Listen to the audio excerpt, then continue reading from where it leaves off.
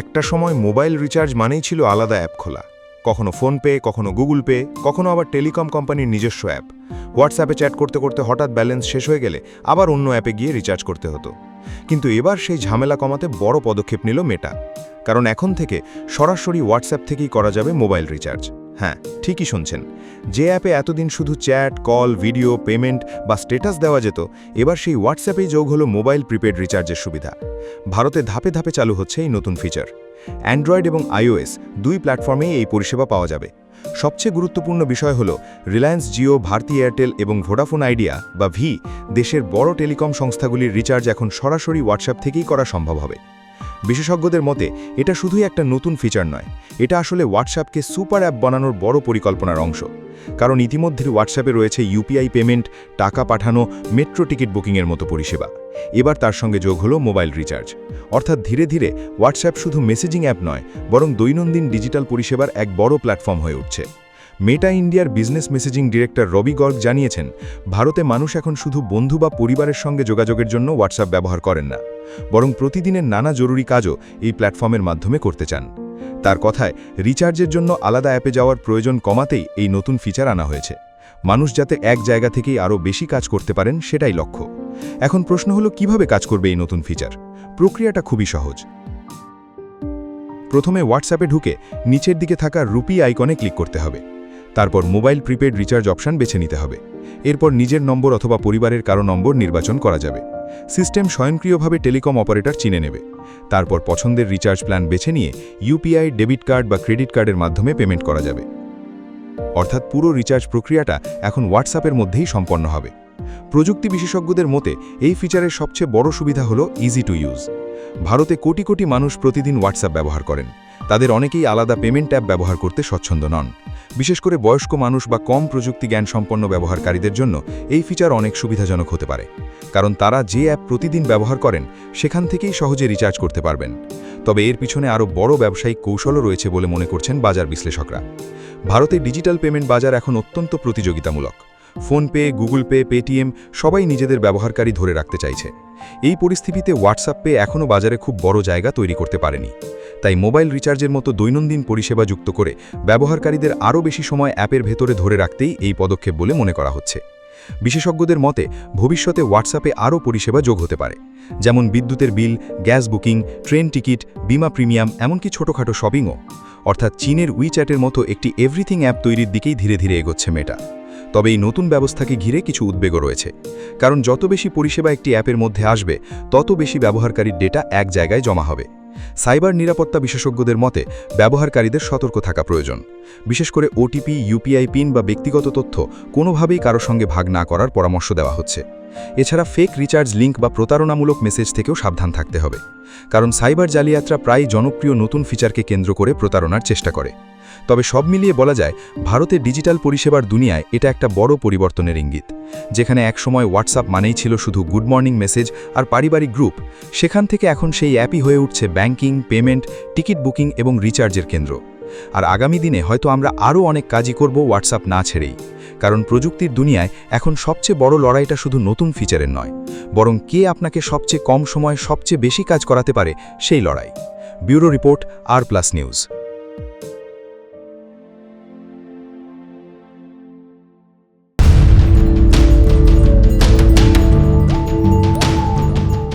একটা সময় আইফোন মানেই ছিল শুধু দেখা যায়, কেনা যায় না, অন্তত মধ্যবিত্তের বড় অংশের কাছে।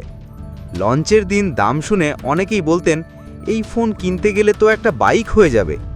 কিন্তু এখন পরিস্থিতিটা একটু বদলাচ্ছে, কারণ বাজারে স্মার্টফোনের দাম বাড়ার মধ্যেই আচমকা বড় ডিসকাউন্ট নিয়ে হাজির হয়েছে ফ্লিপকার্টের সাসা লেলে সেল। আর এই সেলের সবচেয়ে বড় চমক, আইফোন 17 সিরিজে বিশাল ছাড়। বিশেষ করে আইফোন 17 প্রো ম্যাক্স নিয়ে এখন প্রযুক্তিপ্রেমীদের মধ্যে তুমুল আলোচনা শুরু হয়েছে, কারণ 1.5 লাখ টাকার ফোনে মিলছে প্রায় 25,000 টাকা পর্যন্ত ডিসকাউন্ট। শুধু তাই নয়, আইফোন 17, আইফোন 17 প্রো, এমনকি পুরনো আইফোন 16 এবং আইফোন 15 সিরিজেও মিলছে একাধিক অফার। প্রশ্ন উঠছে, এটা কি সত্যি আইফোন কেনার সেরা সময়, নাকি বড় ডিসকাউন্টের আড়ালে রয়েছে অন্য কোনো বাজার কৌশল? 9 মে থেকে সমস্ত গ্রাহকদের জন্য শুরু হয়েছে ফ্লিপকার্টের সাসা লেলে সেল।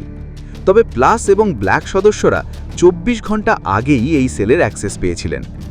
বাজার বিশেষজ্ঞদের মতে ঠিক এমন সময় এই সেল আনা হয়েছে যখন আন্তর্জাতিক বাজারে র্যাম এবং বিভিন্ন কম্পোনেন্টের ঘাটতির কারণে স্মার্টফোনের দাম ধীরে ধীরে বাড়ছে।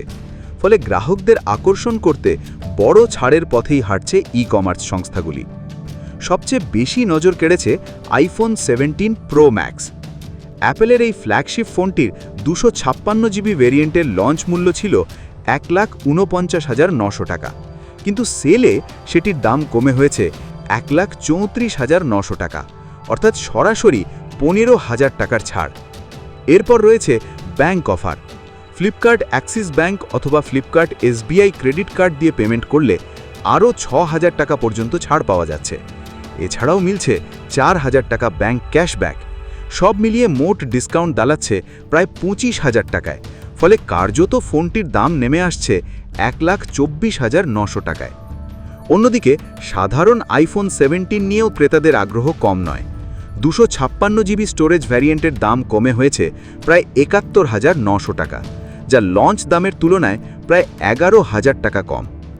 এছাড়াও আইফোন 17 প্রো পাওয়া যাচ্ছে প্রায় 1,09,900 টাকায়।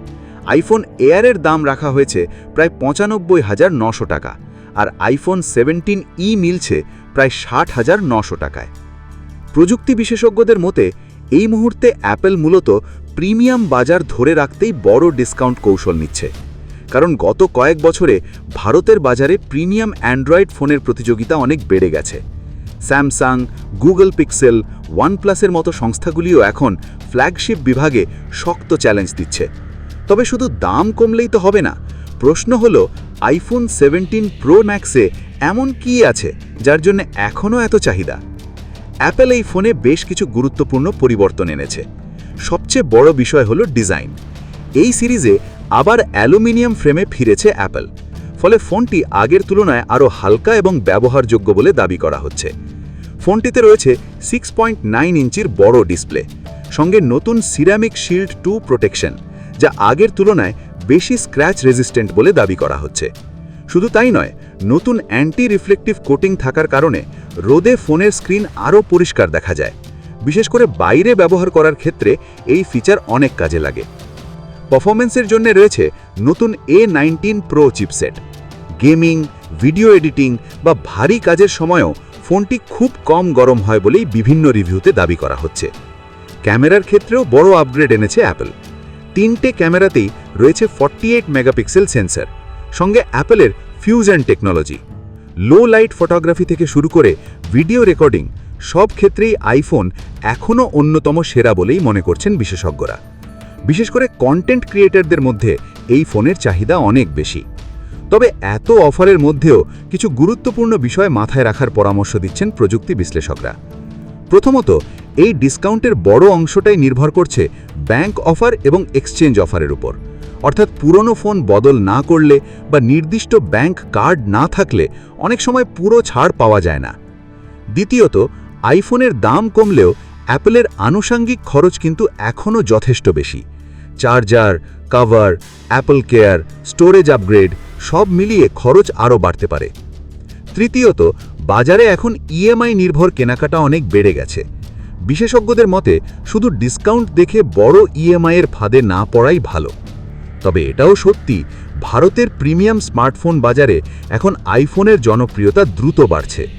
বিশেষ করে তরুণ প্রজন্মের মধ্যে আইফোন এখন অনেকটাই স্ট্যাটাস সিম্বলের জায়গা নিয়েছে। ফ্লিপকার্টের এই সেল সেই চাহিদাকেই আরও বাড়িয়ে দিতে পারে বলে মনে করছে বাজার। এখন প্রশ্ন একটাই, আপনি কি সত্যিই নতুন আইফোন কেনার কথা ভাবছেন, নাকি এই বিশাল ডিসকাউন্ট শুধু আপনাকে প্রলোভন দেখাচ্ছে? কারণ প্রযুক্তির বাজারে একটা কথা খুবই জনপ্রিয়, সবচেয়ে বিপজ্জনক অফার হলো সেই অফার যেখানে আপনার মনে হয় আপনি টাকা বাঁচাচ্ছেন অথচ আসলে আপনি আরও বেশি খরচ করে ফেলছেন। ব্যুরো রিপোর্ট, আর প্লাস নিউজ।